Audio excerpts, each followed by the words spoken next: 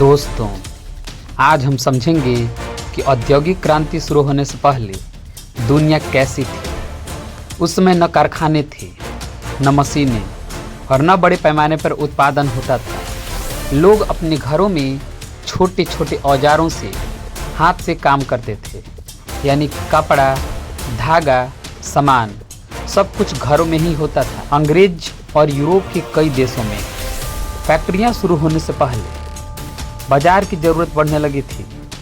इस तरह धीरे धीरे घर आधारित काम यानी आदि औद्योगिकरण शुरू हुआ, जिसे प्रोटो इंडस्ट्रियलाइजेशन या पूर्व औद्योगिकरण के नाम से जाना जाता है।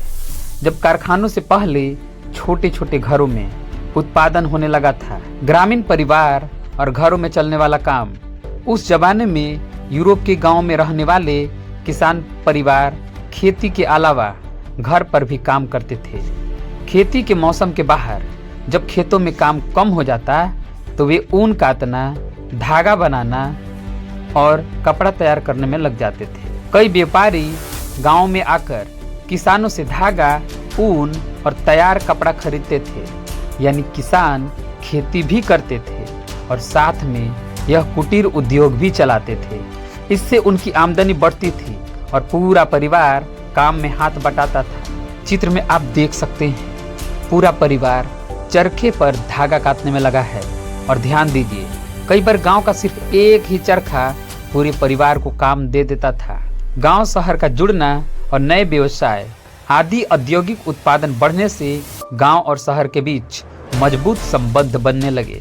गांव में लोग कपड़ा बनाते और शहरों में व्यापारी उसे बेचते थे। व्यापारी कई नए काम करने वाले समूह से जुड़े रहते थे, जैसे कि स्टेपलर्स जो ऊन खरीदते थे, फ्यूलर्स जो कपड़े को मजबूत बनाते थे और डायर्स यानी रंगरेज जो कपड़ों में रंग भरते थे। धीरे धीरे इन सब कामों का एक बड़ा नेटवर्क बन गया, लेकिन यह सब काम घरों और छोटे छोटे कुटीर उद्योग में होता था, यानी फैक्ट्रियों का जमाना अभी भी शुरू नहीं हुआ था। और फिर जब मांग बहुत बढ़ गई तो यही आदि औद्योगिकरण व्यवस्था आगे चलकर कारखानों और औद्योगिक क्रांति का आधार बना।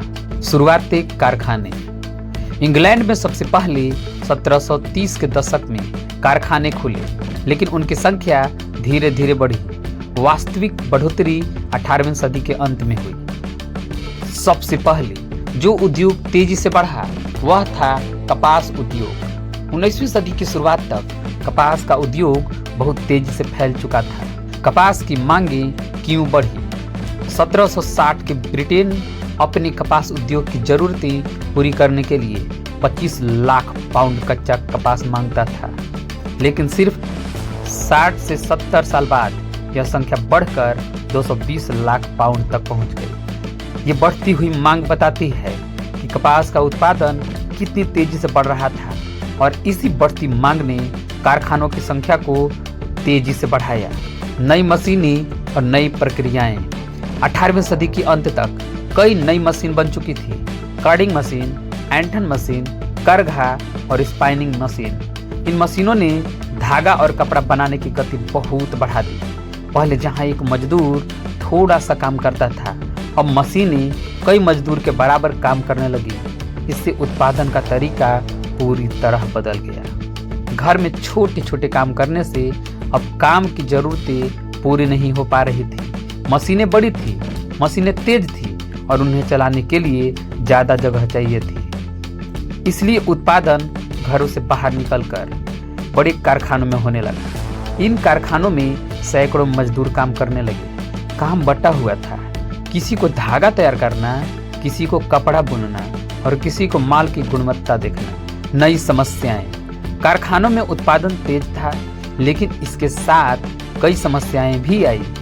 लंबे समय तक काम, कम वेतन और खराब काम की स्थितियां। जब तक उत्पादन गांव में होता था, मजदूरों पर इतना दबाव नहीं था, लेकिन कारखानों में मजदूरों को कठिन स्थितियों में भी काम करना पड़ता था। 19वीं सदी में बड़ा बदलाव। 19वीं सदी की शुरुआत में कारखाने इंग्लैंड की पहचान बन गए। ये इतने बड़े थे कि इन्हें देखकर लोग हैरान रह जाते थे। भाप से चलने वाली नई मशीनों ने लाखों लोगों की आंखों में मानो बिजली सी चमका दी हो, क्योंकि उत्पादन अब पहले से बहुत तेज और सस्ता हो गया था। हालांकि इन मशीनों और कारखानों की चमक के पीछे मजदूरों की कठिनाई को लोग अक्सर भूल जाते थे। कारखानों का उदय एक बड़ी ऐतिहासिक घटना थी।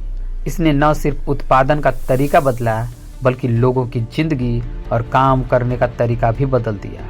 यही शुरुआत थी आधुनिक औद्योगिक युग की। दोस्तों, आज हम जानेंगे औद्योगिक क्रांति की रफ्तार कैसी थी। क्या उद्योग सिर्फ कपड़ा बनाने वाले कारखानों तक ही सीमित थे, या फिर और भी बड़े बदलाव दुनिया में आए थे? आइए इसे आसान भाषा में समझने की कोशिश करते हैं। पहला बड़ा बदलाव, कपड़े का उद्योग। सबसे पहले तेजी से बढ़ने वाला उद्योग था सूती कपड़ा और कपास उद्योग का। ब्रिटेन का कपड़ा उद्योग पहले से ही बड़ा था, लेकिन 1840 के बाद यह और तेजी से फैलने लगा। 1840 में ब्रिटेन दुनिया के सबसे बड़े लोहे और इस्पात उत्पादकों में से एक बन चुका था। जब रेल का विस्तार हुआ तो इस्पात की मांग और बढ़ती चली गई। 1873 तक लोहे और इस्पात का आयात प्रति टन 7.7 करोड़ पाउंड तक पहुंच गया। इससे ब्रिटेन का कपड़ा उद्योग भी बहुत तेजी से विकसित हुआ। दूसरा बदलाव, मजदूरों की संख्या में कमी नहीं आई। अक्सर लोग सोचते थे जब मशीनें आ गई तो मजदूरों की जरूरतें कम हो जाएगी, लेकिन ऐसा नहीं हुआ। सच्चाई यह है कि औद्योगिक क्रांति आने के बाद कई उद्योगों में मजदूरों की संख्या पहले से भी ज़्यादा बढ़ी।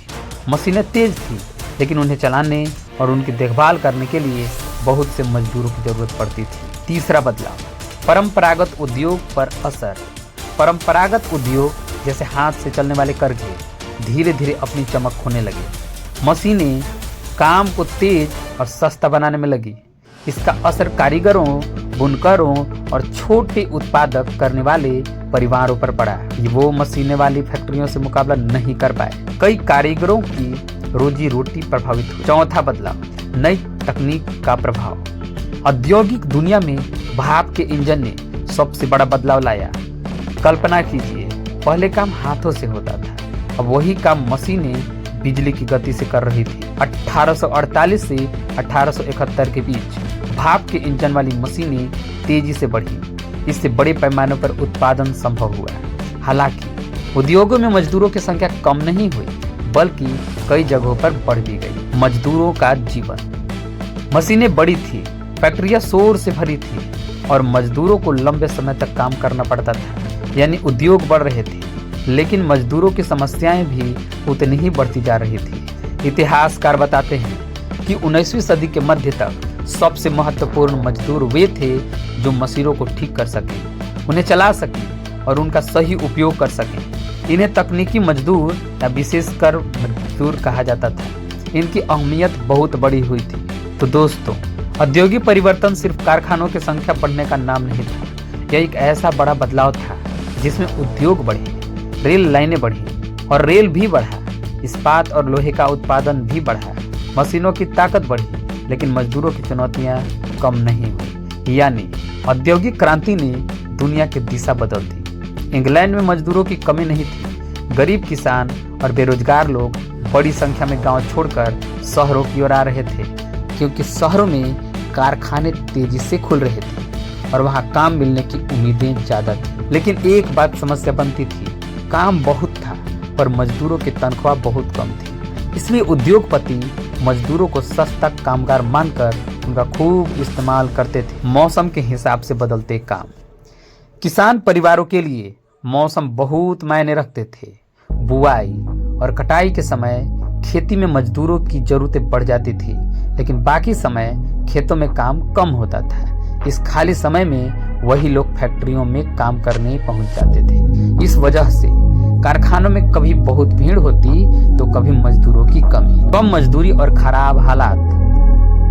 फैक्ट्री मालिक मजदूर के काम की कोई कदर नहीं करते थे। वेतन बहुत कम देते थे। रहने की जगह भी गंदी थी और तंग होती थी। मजदूर 12 से 14 घंटे लगातार काम करते थे और आराम के लिए बहुत कम समय मिलता था। हाथ का काम क्यों जरूरी था? आप सोच रहे होंगे, जब मशीनें आ गई थी तो हाथ के काम की जरूरत नहीं थी। कारण सरल था, मशीनें हर तरह का काम नहीं कर सकती थी। खास डिजाइन वाले कपड़े, महंगे कपड़े और महीन काम मशीनें अच्छी तरह नहीं कर पाती थी। लोगों को खास और सुंदर चीजें पसंद थी। महंगे और डिजाइनदार कपड़े हाथ से ही बनाए जाते थे। मशीनें चलाने के लिए कुशल मजदूर चाहिए थे। हर कोई मशीन नहीं चला सकता था, इसलिए उद्योगपति मशीन के साथ साथ हाथ से काम करने वाले मजदूरों को भी रखते थे। एक मजदूर की कहानी। साल 1881 एक लड़की अपने परिवार के साथ शहर आती है काम की तलाश में। वह बताती है कि फैक्ट्री में उसका काम कठिन था, लेकिन मजबूरी में उसे काम करना पड़ता था। एक दिन उसे डर लगता है कि अगर मालिक को शिकायत हुई तो उसकी नौकरी चली जाएगी। लेकिन अचानक मालिक उसे बुलाता है और कहता है, तुम मेहनती हो और आज हम तुम्हें अस्थायी काम दे रहे हैं। उस एक क्षण ने उसकी पूरी जिंदगी बदल दी। यह कहानी उस समय के लाखों मजदूरों की स्थिति बताती है। डर, गरीबी, कम वेतन और काम की मजबूरी। हाथ का काम बनाम मशीनें तेज होती थी, लेकिन हाथ का काम सुंदर और अनोखा होता था। इंग्लैंड में 19वीं सदी के बीच 500 तरह के और 45 तरह के कुशल बुनाई के कपड़े बनते थे, जो मशीनों से बनाना मुश्किल था। इसलिए मशीनें आई और हाथ का काम खत्म नहीं हुआ। औद्योगिक क्रांति ने दुनिया बदल दी। मशीनें आई, फैक्ट्रियां बनी, लेकिन इंसान, उसका हुनर, उसकी मेहनत सबसे कीमती रहा। आज हम जो कपड़े, चीजें और तकनीक इस्तेमाल करते हैं, उनकी शुरुआत उन मजदूरों की मेहनत से हुई जो दिन रात काम करते रहे। इसी मेहनत ने आधुनिक दुनिया की नींव रखी। बदलाव की शुरुआत। धीरे धीरे मजदूर समझने लगे कि अगर वे चुप रहेंगे तो हालात कभी नहीं बदलेंगे। कुछ मजदूरों ने मिलकर मालिकों से बेहतर वेतन और कम समय की मांग की। इससे ब्रिटेन में मजदूर आंदोलन शुरू हुए। कई साल के संघर्ष के बाद कानून बनाए गए, जैसे कि बच्चों के लिए कम काम के लिए घंटे और मजदूरों की सुरक्षा के नियम। यही आंदोलनों ने आगे चलकर पूरी दुनिया में मजदूर हकों की नींव रखी। उपनिवेशों में औद्योगिकरण यानी भारतीय कपड़ों का युग।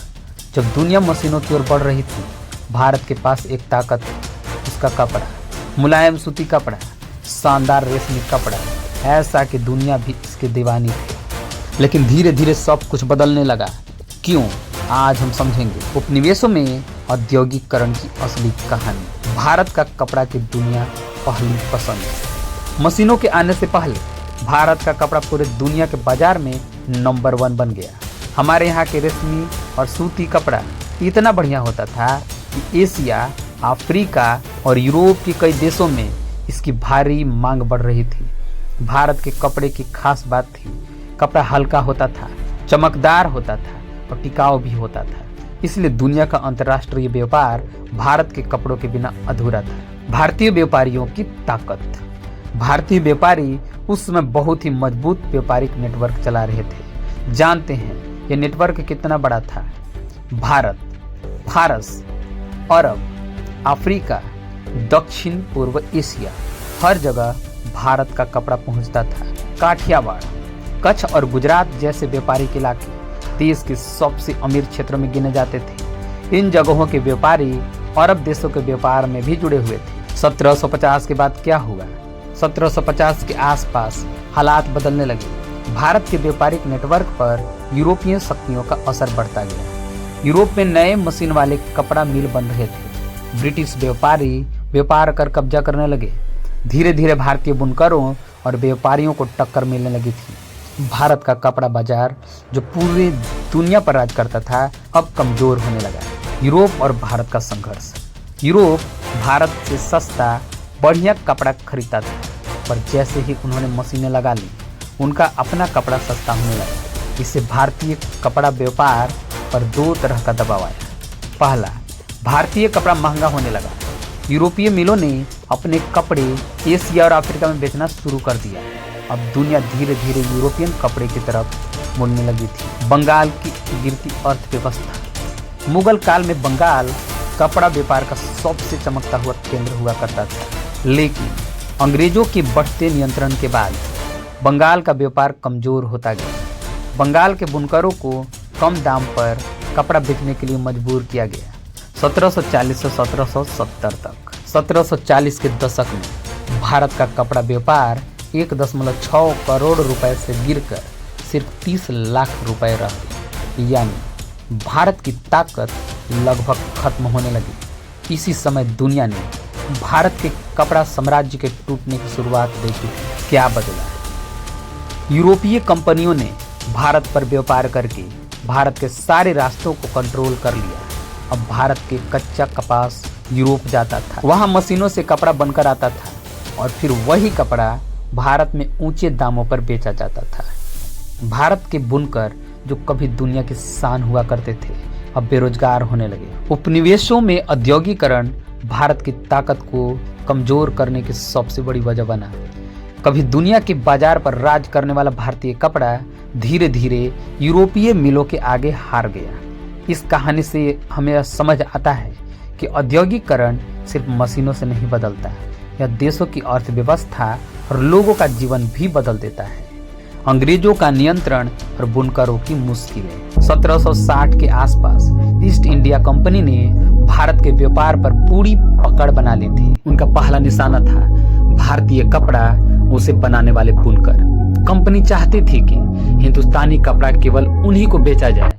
यूरोप में भारतीय कपड़ों की भारी मांग थी और अंग्रेजों को यह व्यापार अपने हाथ में लेना था। 1760 से 1770 के दशक में बंगाल और कर्नाटक में कंपनी की राजनीतिक पकड़ मजबूत होने लगी। इसके बाद कंपनी ने बुनकरों पर कठोर नियंत्रण शुरू कर दिया।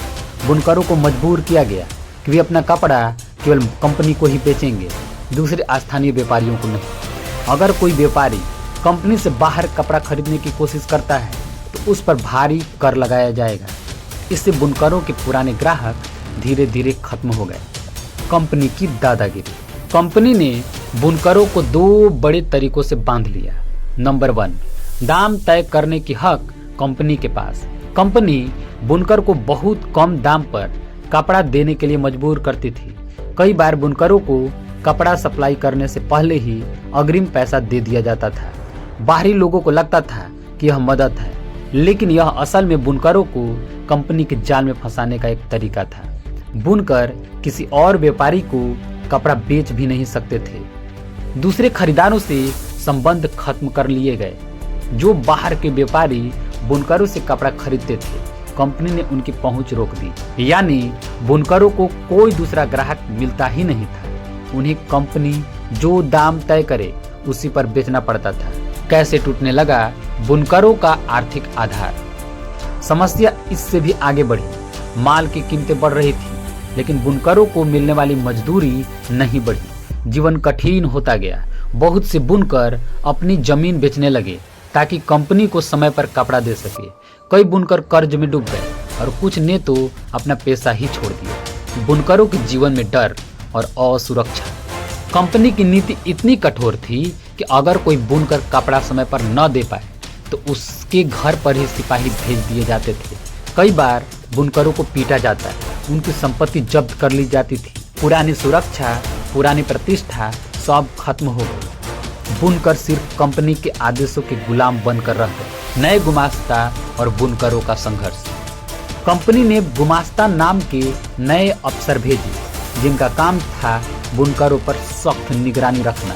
ये गुमास्ता बहुत कठोर होते थे। बुनकरों का उनके गांव से कोई सामाजिक संबंध नहीं होता था। वे बुनकरों को डराते, कपड़े को खराब बताकर दाम और कम कर देते थे। बुनकर न कंपनी छोड़ सकते थे न दूसरा ग्राहक ढूंढ सकते थे। उनकी हालत दिन व दिन खराब होती जा रही थी। कंपनी की कड़ाई ने भारत के बुनकरों की कमर तोड़ दी। कई बुनकरों ने करहे को छोड़ दिया, कुछ मजदूरी करने लगे और कुछ गांव ही छोड़कर चले गए। भारत का वह कपड़ा उद्योग जो कभी दुनिया पर राज करता था, अब अंग्रेजों की नीतियों की वजह से लगभग खत्म हो गया। भारत का कपड़ा उद्योग जो कभी दुनिया पर राज करता था, अब अंग्रेजों की नीतियों की वजह से लगभग खत्म हो गया। तो दोस्तों, पार्ट 1 यहीं पर समाप्त होता है और पार्ट 2 के लिए इस चैनल को लाइक, शेयर एवं सब्सक्राइब जरूर करें। जय हिंद।